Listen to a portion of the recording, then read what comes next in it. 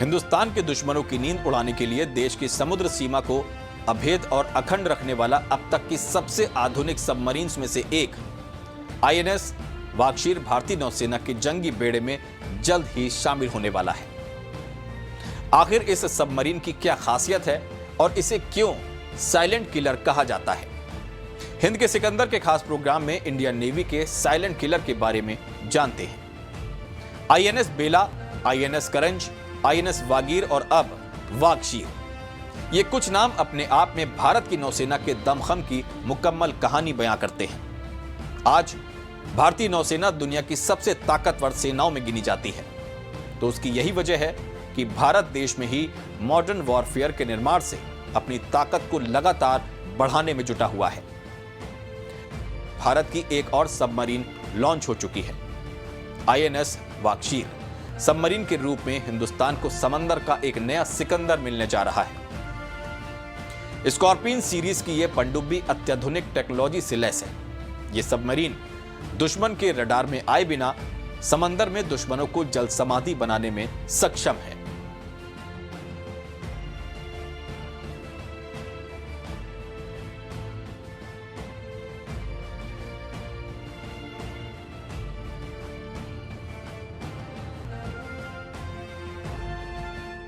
INS Vagsheer को पिछले साल 20 अप्रैल को लॉन्च किया गया था। तब से इसके समुद्री ट्रायल्स चल रहे हैं। मार्च 2024 तक इस पनडुब्बी को भारतीय नौसेना को सौंपने का लक्ष्य रखा गया है। इस पनडुब्बी के जंगी बेड़े में शामिल होने से समुद्र सीमा की सुरक्षा और मजबूत होगी। हिंद महासागर में गहरे पानी की समुद्री शिकारी कहलाने वाली शैनफिश के नाम पर इसका नाम वागशीर रखा गया है।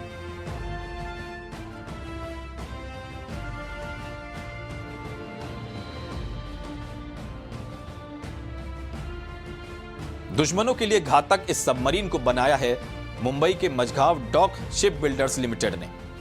इसमें हथियार लगाने से लेकर सभी काम को पूरा करने में Mazagon dock ship builders limited ने बाकी पनडुब्बियों से कम समय लिया है। तो चलिए अब आईएनएस वागशीर की उन खूबियों के बारे में भी जान लेते हैं जिसके कारण इस साइलेंट किलर कहा जाता है।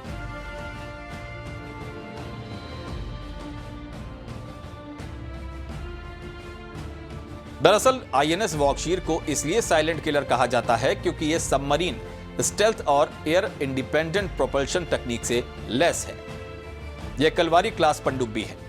इस क्लास की पनडुब्बियों की लंबाई लगभग 221 फीट, बीम 20 फीट और ऊंचाई 40 फीट होती है। इसमें 4 MTU 12V396 SE84 diesel engine लगे होते हैं। इसके अलावा 360 बैटरी सेल्स होती हैं।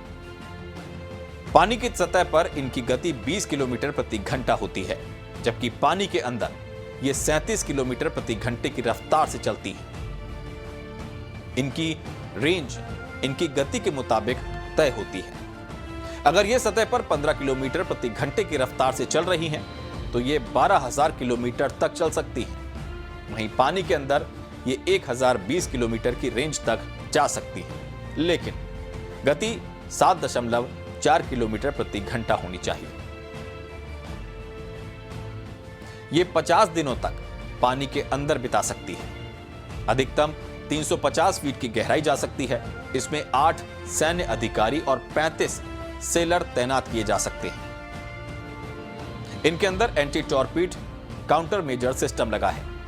इसके अलावा 533 मिलीमीटर के 6 टॉर्पीडो ट्यूब्स होते हैं, जिनसे 18 SUT टॉर्पीडोज या SM-39 Exocet anti ship missile launch की जा सकती है। इसके अलावा यह पानी के अंदर 30 समुद्री बारूदी सुरंग बिछा सकती है। आईएनएस वागशीर के शामिल होने के बाद कलवारी क्लास की 6 अटैक सबमरीन हो जाएंगे। इस क्लास में INS Kalvari, INS Khanderi, INS Karanj, INS Vela और आईएनएस वागीर लॉन्च की जा चुकी है।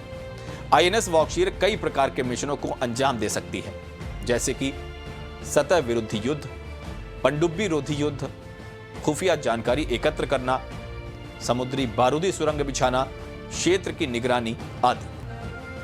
पनडुब्बी को ऑपरेशन के समय हर परिस्थिति में संचालित करने के लिए डिजाइन किया गया है। इस सबमरीन को मझगांव डॉक्स शिप बिल्डर्स ने बनाया है। ये पूरी तरह से मेक इन इंडिया और आत्मनिर्भर भारत के तहत बनाई गई है।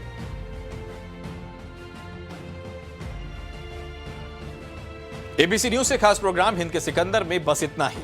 जल्द हाजिर होंगे एक नई जानकारी के साथ। फिलहाल दीजिए इजाजत और देखते रहिए एबीसी न्यूज।